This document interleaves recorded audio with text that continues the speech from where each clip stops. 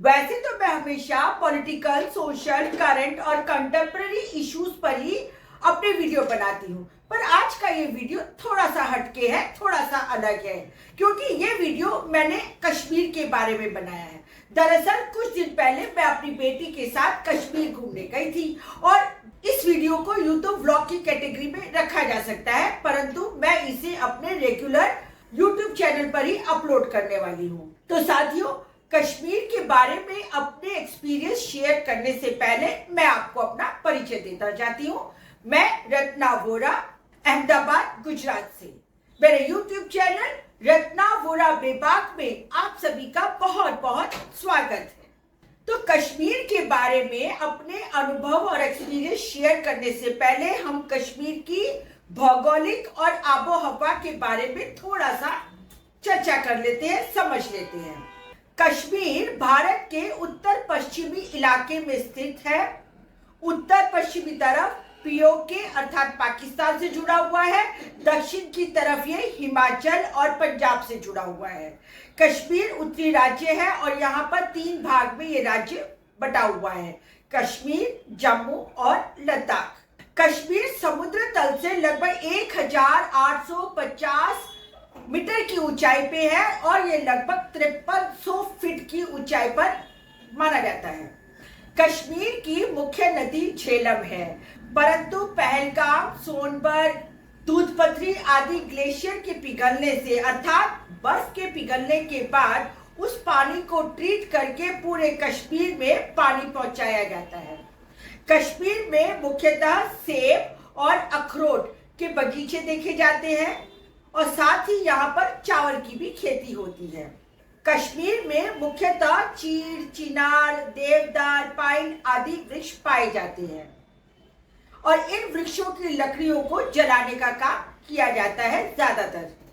साथियों, यहाँ की पहाड़ियां पूरे वर्ष लगभग बर्फ से घिरी रहती हैं, परंतु जब बसंत का सीजन आता है तो यहाँ चारों तरफ हरियाली हरियाली और हरियाली ही देखने को मिलती है और बहुत बहुत तरह के फूल और बहुत रंग बिरंगे फूल से पूरा का पूरा कश्मीर ऐसे लग जाता है जैसे कि ये कश्मीर पूरे हिंदुस्तान का स्वर्ग हो।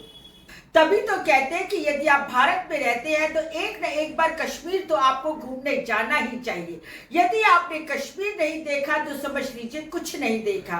और पूरे साल कश्मीर टूरिस्टों से भरा रहता है। हर टूरिस्ट अपने अपने गोल के मुताबिक यहाँ सीजन में आते हैं। कई टूरिस्ट को बर्फ देखनी है, तो कई टूरिस्टों को यहाँ की फूल पत्तियां और हरियाली देखनी है, तो कई टूरिस्टों को यहाँ की आबो हवा का मजा लेना है। तो किसी भी सीजन में आप चले जाइए, आपको हर सीजन में यहाँ पर टूरिस्ट मिलेंगे ही और पूरा कश्मीर इसी टूरिज्म के ऊपर ही चलता है। अर्थात यहाँ पर आर्थिक और इकोनॉमिकली सिर्फ और सिर्फ कश्मीर टूरिज्म पर ही डिपेंडेंट है। तो साथियों, अब मैं कश्मीर के बारे में अपना एक्सपीरियंस आपको शेयर करने जा रही हूँ। लगभग 2 महीने पहले ही मैंने कश्मीर जाने का प्लान बना लिया था, दिसंबर के मिड में। अर्थात हमारे कोर्ट्स की तब छुट्टियां होने वाली होती हैं, तो मैंने कोर्ट की छुट्टियों से लगभग 4-5 दिन पहले ही अपना प्रोग्राम बना लिया था। 19 तारीख को मेरी बुकिंग थी श्रीनगर के लिए और 19 से 24 तक का मेरा 5 नाइट्स और 6 डेज का कश्मीर का टूरिंग पैकेज था। मेरे कश्मीर के टूरिंग पैकेज के लिए मैंने कंफर्म बुकिंग नाम के ट्रेवलिंग एजेंट को कांटेक्ट किया। हातिम भाई और अब्बास भाई ये दोनों टूर एंड ट्रैवलिंग एजेंट हैं। इनका काम था होटल बुकिंग करना, हमारी कार बुकिंग करना और हमारे अलग अलग साइट सीन्स पे हमें अच्छी तरह से गाइड करना। तो साथियों, हम 2 लोगों के लिए इनका जो टूरिंग पैकेज वो 36,000 का था और यहाँ से फ्लाइट का टिकट श्रीनगर तक का और फिर श्रीनगर से वापस अहमदाबाद तक का हमें खुद अपने पैसों से ही बुक कराना था। तो जो ट्रैवलिंग एक्सपेंसेस है कश्मीर तक जाने का वो इस पैकेज में इंक्लूड नहीं था। इनके टूर पैकेज में hotel booking, hotel staying, breakfast, dinner, दिन में कार जो हमें अलग अलग डेस्टिनेशन पे घुमाने ले जाएगी उस कार की बुकिंग, साथ ही शिकारा की बुकिंग और हाउस बोट की बुकिंग इस कश्मीर पैकेज में इंक्लूड थी। साथियों, 19 तारीख को लगभग 12:30 बजे हमारी एयर इंडिया एक्सप्रेस में बुकिंग थी और अहमदाबाद के सरदार वल्लभ भाई पटेल एयरपोर्ट से हम लोगों ने अपनी फ्लाइट ली और लगभग 2:30 बजे के आसपास हम लोग श्रीनगर पहुंच गए। और जैसे ही हम लोग श्रीनगर पहुंचे, बहुत ज्यादा ठंडी, क्योंकि अहमदाबाद में तो कुछ गर्म कपड़े पहनने की जरूरत होती ही नहीं है, परंतु हमें मालूम था कि हम ठंडे प्रदेश में जा रहे हैं, इसलिए ठंड को महसूस करने की मैंने और मेरी बेटी ने पूरी तैयारी कर रखी थी। हम जैसे ही श्रीनगर एयरपोर्ट पे पहुंचे, हमने हमारी जैकेट्स पहनी, तो उतनी ही देर में हमारे जो नॉर्दर्न ट्रेवल से जो हमारी कार बुक हुई थी, उस कार के ड्राइवर उसाम अहमद मीर हमें लेने आ गए। क्योंकि हम दोपहर को पहुंच गए थे, इसलिए डायरेक्ट होटल जाने का तो कोई मतलब ही नहीं था। फिर हम लोग वहां से डल लेक गए और डल लेक के साथ ही हम लोग बोटेनिकल गार्डन गए। साथियों, ठंड बहुत ज्यादा थी, लगभग हम लोग माइनस पे चल रहे थे और डल लेक ऐसा लग रहा था कि जैसे पूरी की पूरी जम गई है। हमने लिटरली वहां पर पानी को जमा हुआ देखा कि जो ऐसा लगता था जैसे कुछ चमकता हुआ कांच हो।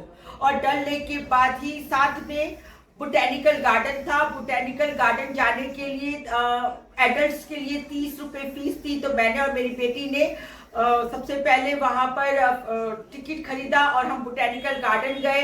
वहां पर हमने देखा कि दरअसल बहुत ज्यादा सर्दी की वजह से कुछ फूल पौधे पत्ती हरियाली नहीं थी, परंतु उस शीत में भी उस जगह का नजारा कुछ अलग ही था, अद्भुत था, जो हमने पहले कभी कहीं नहीं देखा, मतलब मैंने तो नहीं देखा। उसके बाद वहां पर ही एक फोटोग्राफर था जो कश्मीरी अलग अलग कोट फन और ये सब ड्रेस लेके बैठे थे, कश्मीरी ज्वेलरीज थी, तो तुरंत मैंने और मेरी बेटी ने वो कश्मीरी फिरन और ज्वेलरीज और टोपी ये सब पहन के हमने फोटो खिंचाए। बहुत अच्छे फोटो आए, जिसको भी मैंने फोटोज शेयर किए सब लोगों ने उनकी बहुत तारीफ की है।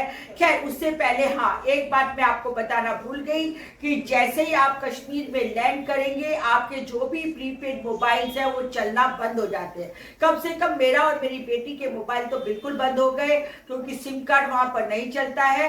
हमने फिर कश्मीर में दूसरा सिम कार्ड खरीदा, 450 रुपए के 2 सिम कार्ड, मतलब 900 रुपए के सिम कार्ड खरीदे। उसके बाद हम लोग डल लेक और फिर बोटेनिकल गार्डन गए। इसी बीच में हमने डल लेक पे जितनी दुकानें थी, छोटे मोटे ढाबे थे, रेस्टोरेंट्स थे, वहीं पर ही हमने हमारा लंच किया और बहुत ही लाजवाब चिकन करी वहां पे हमने खाया। और उस चिकन करी का स्वाद मुझे आज भी और अभी भी याद आता है, ये एक अलग तरह का स्वाद था। तो साथियों, इस तरीके से डल लेक और बोटेनिकल गार्डन में लगभग हमारे शाम के 4:45-5 बज चुके थे। और उसके बाद शाम के वक्त हम हमारे होटल पहुंच गए। हमारे होटल का नाम था होटल जुबली हेरिटेज इन, और ये होटल भी बहुत ज्यादा कंफर्टेबल था। सबसे ज्यादा अच्छी बात मुझे होटल में ये लगी कि हर जगह गर्म पानी की सुविधा थी, चाहे वो रूम हीटर हो या फिर बाथरूम का हीटर हो या फिर आपके बेड के नीचे भी हीटर लगे हुए थे। तो हम लोग बहुत कंफर्टेबल फील कर रहे थे उस होटल के अंदर। और साथ ही होटल में जो ब्रेकफास्ट और डिनर था वो भी बहुत ही लाजवाब था। नॉनवेज वालों को नॉनवेज और वेज वालों को वेज, और हर तरीके की काफी वेराइटीज वो लोग हमें प्रोवाइड कर रहे थे डिनर के लिए और ब्रेकफास्ट के लिए। साथ ही होटल जुबली हेरिटेज इन के जो स्टाफ थे वो भी बहुत ही कोऑपरेटिव थे, बहुत ज्यादा पोलाइट थे। उन्होंने हमारे आव भगत में कहूँ तो कोई कमी नहीं रखी। खास करके होटल के मैनेजर अमीर भाई, हाउस कीपिंग वाले भाई दानिश अली, होटल के रेस्टोरेंट्स पे जो हमें खाना वाना सर्व कर रहे थे रफाकत भाई, इन सब लोगों ने हमारा बहुत ध्यान रखा। और खास करके होटल के शेफ अर्जुन सिंह, उसकी मैं खास तारीफ करना चाहूंगी, क्योंकि उनके हाथों में न जाने कैसा जादू था कि जो भी खाना वो बनाते थे, खाना बहुत ही टेस्टी था। तो मैं भी आपको सजेस्ट करूंगी कि यदि आप कश्मीर जा रहे हैं तो कंफर्म बुकिंग के थ्रू, जिसका कि मैं पूरा डिटेल आपको डिस्क्रिप्शन में दे दूंगी, उनके थ्रू आप जाइए। होटल जुबली हेरिटेज इन में आपको ठहराएंगे तो बहुत अच्छा कंफर्टेबल आप कश्मीर में ठहर सकते हैं। यहाँ पर हम 3 नाइट्स रुके थे। तो साथियों, दूसरे दिन अर्थात 20 तारीख को हमें सबसे पहले गुलमर्ग जाना था। तो सुबह 9 बजे हम लोग तैयार हो गए, ब्रेकफास्ट भी कर लिया। हमारे जो गाड़ी के ड्राइवर हैं गाड़ी लेके आ गए और फिर हमें होटल गुलमर्ग की तरफ हम लोग चले। रास्ता गुलमर्ग जाने का जो रास्ता था वो बहुत ही सुहाना था, आप मेरे इन वीडियोस में भी देख सकते हैं वो रास्ता। अब गुलमर्ग जाने के लिए वहां पर 2 फेज हैं, फेज 1 और फेज 2। वहां पर आपको रोपवे में जाना होता है दोनों फेज के लिए, और उसके लिए पहले से ही आपको बुकिंग करा लेनी पड़ती है, और ये बुकिंग ऑनलाइन बुकिंग होती है, कोई ऑफलाइन बुकिंग नहीं है। इसलिए आपको यदि ये सोचे कि हम वहां जाके बुक करा लेंगे तो ऐसा बिल्कुल भी पॉसिबल नहीं है। आपके जो भी एजेंट्स हो आप उनसे कहिए कि वो ऑलरेडी आपकी बुकिंग फेज 1 और फेज 2 के लिए करा दें। वहां पर हम लोग जब फेज 1 पर पहुंचे तो वहां हमें शूज और बड़े लंबे फॉर्म वाले कोट पहनने के लिए कहा गया, क्योंकि वहाँ बहुत ठंडी होती है। तो एक पर्सन के लिए शूज़ के 200 रुपये और 200 रुपये कोट के, मतलब 400 रुपये हमें पे करने थे। हम दोनों के लिए हमने 800 रुपये पे किए, और वहाँ से आपको गाइड भी आपके साथ आना चाहते हैं, ये आपकी मर्जी है। गाइड को आप रखना चाहे तो रखें, परंतु मैं समझती हूँ गाइड की ऐसी कोई खास जरूरत होती नहीं है, क्योंकि फेज 1 पे उतरने के बाद आपको वहीं पर ही पता चल जाता है कि स्लेज राइडिंग होती है। स्लेज राइडिंग वाले भी आपसे 2 लोगों का 2500 3000 कुछ भी बोल सकते हैं, पर वहां पे बार्गेनिंग करनी ही पड़ती है। हमें 3000 बोला गया था 2 लोगों के लिए, पर हमने बार्गेनिंग किया तो भी 2400 में हम दोनों के लिए स्लेज राइडिंग बुक हो गई। फिर स्लेज राइडिंग करते हुए हम ऊपर पहुंचे, वहां पे स्कीज थी, स्कीज गेम और दूसरी एक्टिविटीज थी। तो स्कीज के लिए भी बार्गेनिंग करनी पड़ती है, अनलिमिटेड स्कीज होगी, उसके लिए हम दोनों ने 2500 रुपये दिए, और वहां पे बहुत अच्छे से स्कीज किया, फोटोग्राफी की, बड़ा अच्छा और खूबसूरत नज़ारा था, और भी अलग अलग एक्टिविटीज थी। फिर वहीं पर ही यदि आपको कुछ खाना पीना है तो ज़्यादा कुछ ऑप्शन नहीं होते हैं, मैगी मिलती है, पास्ता मिलता है, अमेरिकन मकई मिलती है उबाली हुई, मसाला डाली हुई, साथ में यदि आप चाहें तो चाय, कॉफ़ी या चॉकलेट मिल्क ये सब ले सकते हैं। खैर इस तरीके से हम लोग की बुकिंग क्योंकि फेज 1 तक की हुई थी तो हम लोग फेज 2 पे नहीं गए, और इसी एक्टिविटीज में शाम हो गई, और शाम के बाद हमारे ड्राइवर हमको वापस हमारे होटल तक पहुंचाने के लिए आ गए। परंतु हम डायरेक्ट उस दिन होटल नहीं गए, लाल चौक गए। लाल चौक कश्मीर का मेन हिस्सा है, जहां पर आपको याद होगा कि राहुल गांधी जी ने भारत जोड़ो यात्रा लाल चौक पर खत्म की थी। उसी लाल चौक पर हम पहुंचे, वहां पे भी हमने फोटोग्राफी की, बहुत अच्छा लगा। चारों तरफ दुकानें हैं, चारों तरफ होटल्स हैं, और वहां पे भी आप बहुत अच्छी तरह से अपनी शाम आराम से गुजार सकते हैं। दूसरी मैं एक बात आपको खास बता दूं कि शाम के 6:30-7 बजे के बाद आप वहां पे नहीं घूम सकते हैं सिक्योरिटी रीजन से, क्योंकि हर 50 मीटर 100 मीटर की दूरी पर आपको एक ना एक आर्मी का जवान दिखाई देगा, और वो आपको ऑब्जर्व करते होंगे, और यदि आपका टाइम पूरा हो गया है तो वो आपको वापस होटल पे जाने के लिए भी इंस्ट्रक्शन देंगे। इसलिए मैं समझती हूँ 6:30-7 के बाद आपको वहां पर कोई घूमने नहीं देगा। अब तीसरे दिन अर्थात 21 तारीख को हमें सोनमर्ग जाना था।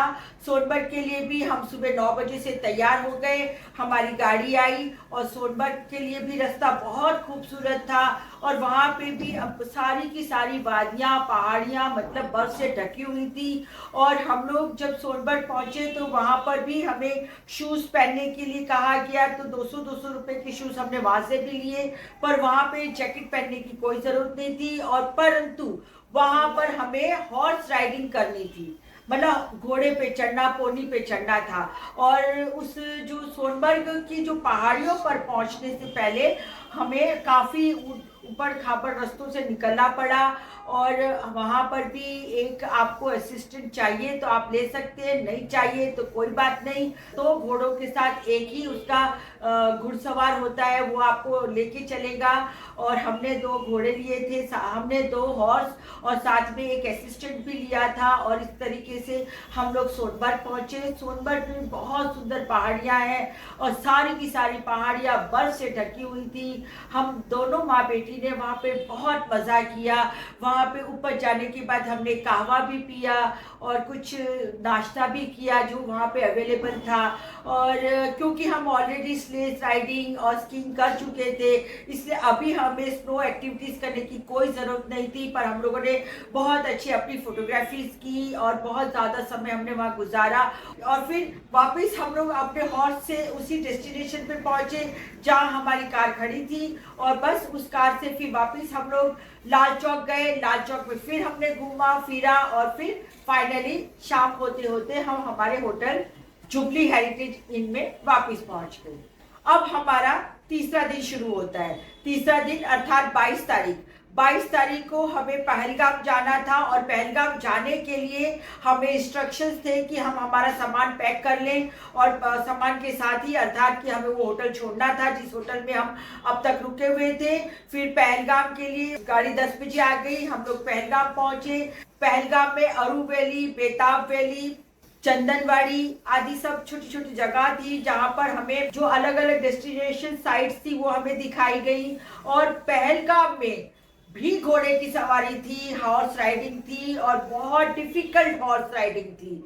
मतलब इतने सारे हॉर्सेस थे कि वो हॉर्सेस एक दूसरे को टकराते थे। मतलब हम लोग बहुत डर भी रहे थे क्योंकि कभी हॉर्स का ऐसा लगता था पैर फिसल जाएगा, कभी लगता था कि ये हॉर्स कुछ दूसरे रास्ते से जा रहा है। और जो हमारे साथ हॉर्स चलाने वाला, घोड़े को चलाने वाला था, वो बार बार बोलता था बिस्मिल्लाह खुश रहो, बिस्मिल्लाह खुश रहो। अब कैसे खुश रहे, यहाँ तो इतना डर लग रहा था अंदर अंदर की बस खुश दिखाने की कोशिश कर रहे थे, पर बार बार बोलता था बिस्मिल्लाह खुश रहो, बिस्मिल्लाह खुश रहो। खैर कैसे भी करके हमने हमारी हिम्मत को खत्म नहीं होने दिया और हमने उस हॉर्स राइडिंग को अंत तक कंप्लीट किया।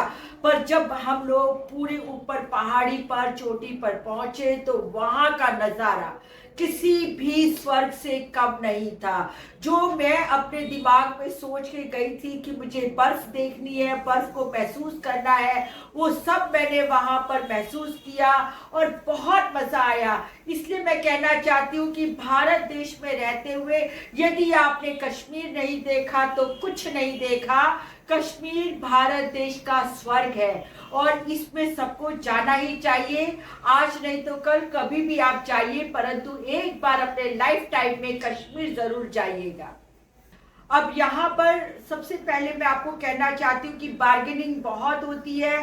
पहलगाम में भी घोड़े की सवारी के लिए आपको बोलेंगे कि सरकारी रेट है 9,000 रुपये पर पर्सन। पर आप सोच सकते हैं कि पर पर्सन 9,000 मतलब कितना ज़्यादा होता है। हमने भी कोशिश की बार्गेनिंग करते करते, हम पर पर्सन 5,000 हमने दिया और टोटल हमने 10,000 रुपया दिया।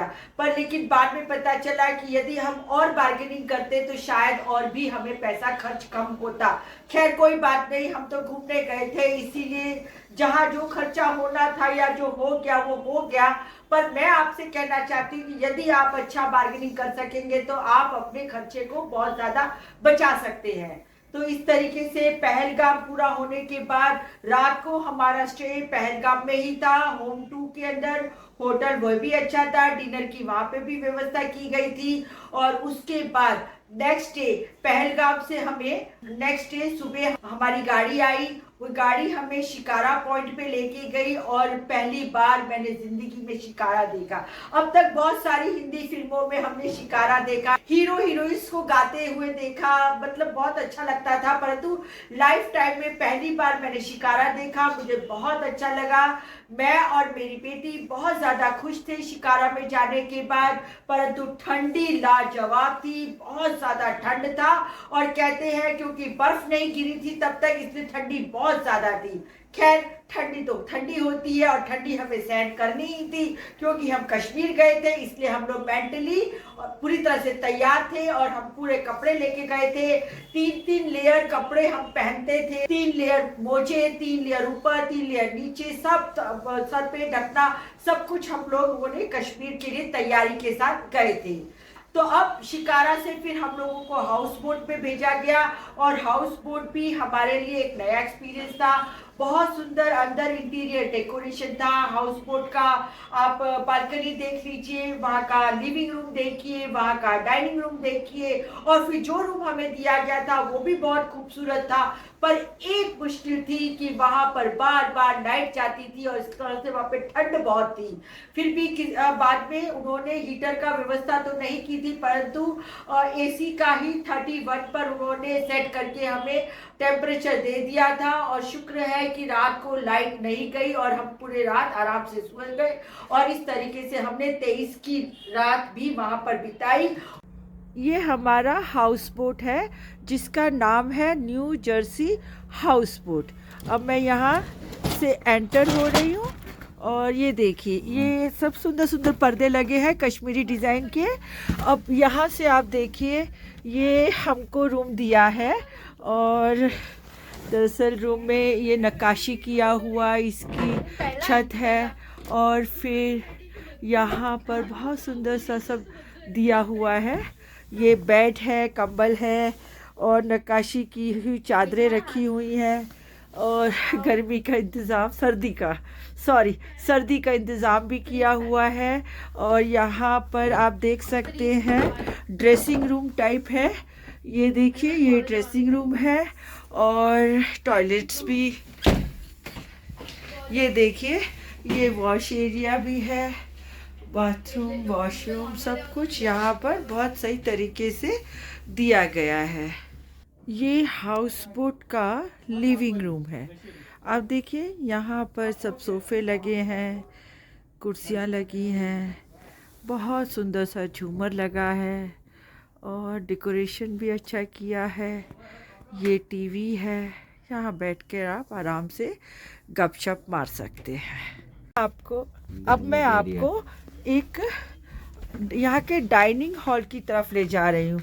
आप देख सकते हैं झूमर लगे हुए हैं। यहाँ पे देखिए बहुत तरह तरह के ग्लासेस रखे हुए हैं। ये देखिए खूबसूरत सब सामान रखा हुआ है, आप देख सकते हैं। यहाँ पर ये सब कुर्सियाँ हैं, डाइनिंग टेबल है, और सब ये देखिए यहाँ पर भी कश्मीरी डिज़ाइन की क्रॉकरी रखी हुई है। अब मैं आपको एक दूसरे रूम में लेके जा रही हूँ।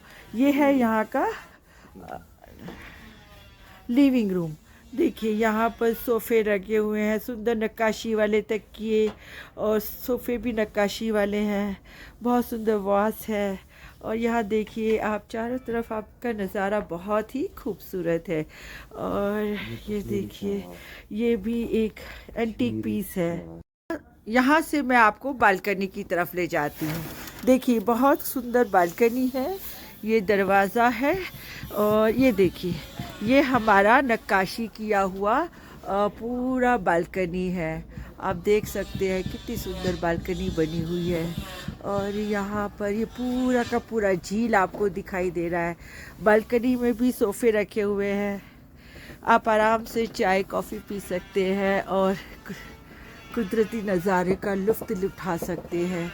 आप देखिए कितना सुंदर शिकारा है, सॉरी इसको हाउस बोट बोलते हैं। सामने जो दिख रहा है वो शिकारा है। ठीक है, फिर मिलते हैं।